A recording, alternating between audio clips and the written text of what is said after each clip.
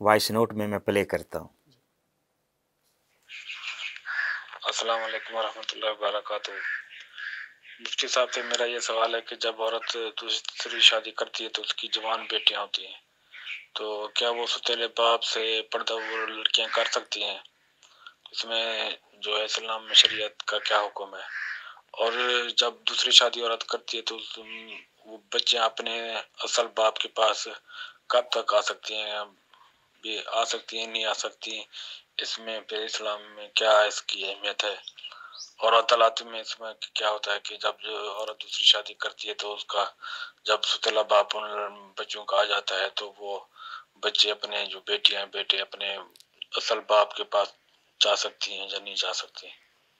بسم اللہ الرحمن الرحیم۔ کچھ چیزیں نا معاشرے کے لحاظ سے تشکیل پاتی ہیں اور ان کا تعلق عرف کے لحاظ سے ہوتا ہے۔ بعض دفعہ اسلام کے اندر، دین کے اندر کسی چیز کی گنجائش ہوتی ہے، لیکن معاشرے کے اعتبار سے جب ہم اس کو دیکھتے ہیں نا تو بہت سارے منفی پہلو نکل رہے ہوتے ہیں۔ اس وجہ سے پھر اس کے اندر نا کو تھوڑی قید لگانا پڑتی ہے۔ مثلا ایک خاتون ہے، جب اس نے کسی مرد سے نکاح کیا تو اس کی سابقہ جو اولاد ہے نا وہ بھی اب نئے خاوند کے حوالے سے وہ ایک محرم کا درجہ ہی رکھتی ہیں۔ یعنی یہ جس مرد سے اس خاتون نے نکاح کیا وہ مرد اب کبھی بھی ان بچیوں سے شادی نہیں کر سکتا، چونکہ ازدواجی تعلق قائم ہو گیا۔ تو ازدواجی تعلق قائم ہونے کے بعد جناب یہ بچیاں اس کے لیے محرم ہی ہوتی ہیں۔ لیکن عصر حاضر کے اندر بہت سارے ایسے دارالافتاء کے اندر واقعات آ چکے ہیں کہ جہاں یہ معاملہ پایا جاتا ہے کہ جو باپ ہوتا ہے، ستیلا باپ کہہ لیں اس کو، کوئی بھی آپ نام دے لیں، تو وہ اپنی بچیوں کے حوالے سے نا جو ستیلی بیٹیاں ہوتی ہیں ان کے حوالے سے نا کوئی اچھا پہلو نہیں نکلتا۔ بہت سارے فسادات والے سوالات ہمارے پاس آتے ہیں۔ اس لیے بہتر یہی ہے کہ وہ ان سے پردہ ہی کریں۔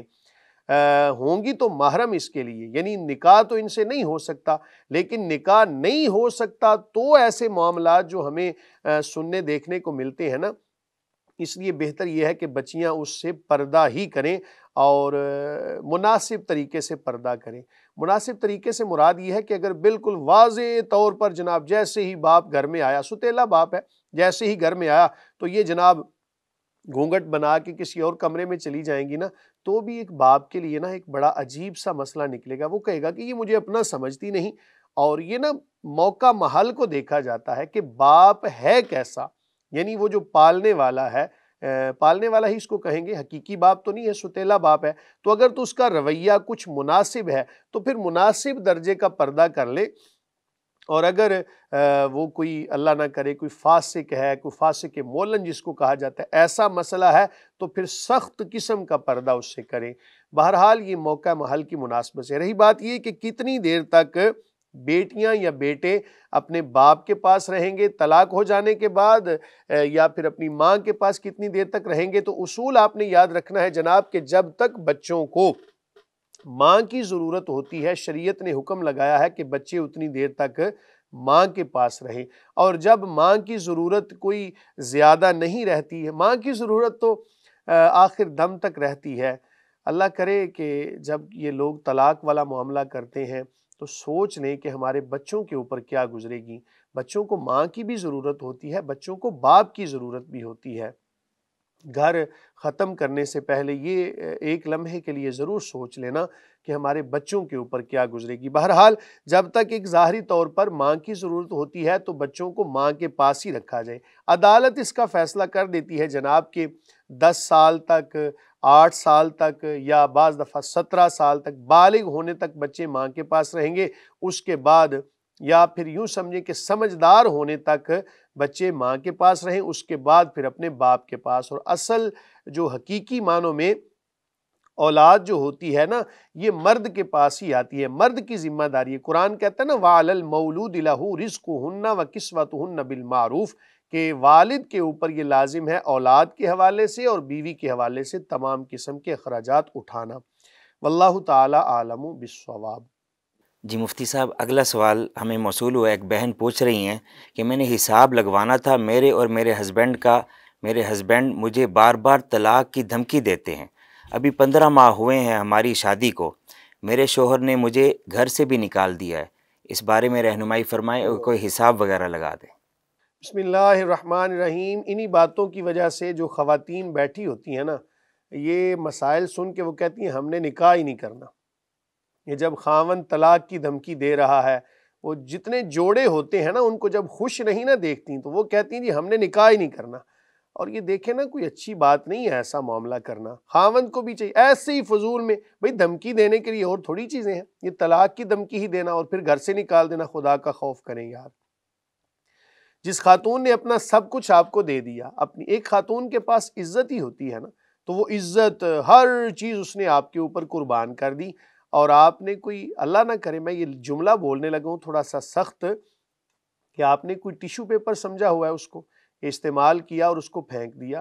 وہ آپ کے بچوں کی ماں ہے، اور مستقبل میں جناب دوسرے لوگوں پر اس کا کیا اثر جائے گا، اور ایسا معاملہ کبھی نہ کریں۔ گھر کے اندر جا کے طلاق کی دھمکی دینا یہ بزدلی ہے۔ آپ کو چاہیے کہ کسی کی بیٹی کو لے کے آئے ہیں نا تو اس کو شہزادیوں کی طرح رکھیں۔ دیکھیں باپ تو بیٹی کے نخرے اٹھاتا ہے نا، تو جس طرح وہ اپنے گھر کے اندر رہتی تھی یہاں پر اس کو اتنا سکون دے کہ وہ اپنے گھر کو بھول جائے۔ لیکن معاملات بڑے عجیب ہیں، آپ کے خاوند کو ایسا معاملہ نہیں کرنا چاہیے۔ پروگرام اس کو دکھائیں، خدا کا خوف کریں، اپنے معاملات کو شریعت کے عین مطابق گزاریں۔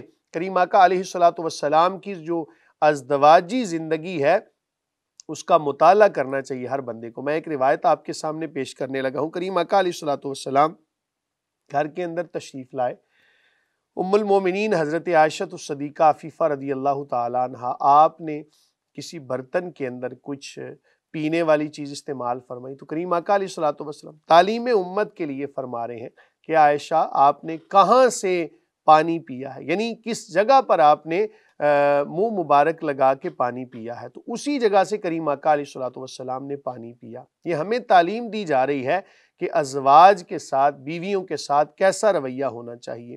اور نبی کریم صلی اللہ علیہ وآلہ وسلم، آپ کی یہ باتیں اگر ہم تک نہ پہنچتی، یہ ام المومنین کا پوری امت کے اوپر احسان ہے۔ کچھ لوگ اس کو عجیب معنی میں لیتے ہیں، جی گھر کی باتیں کیوں بتائیں، ظاہر ہے ماں بچوں کو نہیں سمجھائے گی تو کون سمجھائے گا۔